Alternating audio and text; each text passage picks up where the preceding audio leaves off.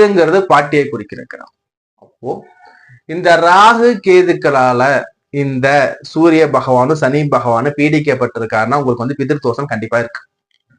உங்களுடைய சாதகத்துல சனியும் ராகுவும் இணைஞ்சு நிக்கிறாரா, பிதிர் தோஷம் கண்டிப்பா இருக்கு.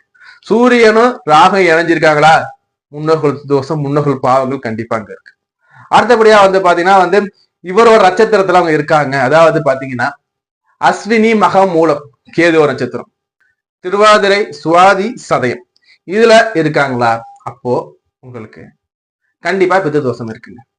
சார் என்னோட ஜாதகத்துல சூரியனும் சனியும் ராகு கேதுவோட இணையல சார், எனக்கு பிதிர் தோஷம் இருக்கா சார்னா இப்ப சொன்ன பாத்தீங்க நட்சத்திரம் பாத்தீங்களா, அந்த நட்சத்திரம் இருக்கான்னு பாருங்க. அதாவது திருவாதிரை சுவாதி சதயம் இது பார்த்தா ராகு நட்சத்திரத்துல இந்த சனி பகவான் இந்த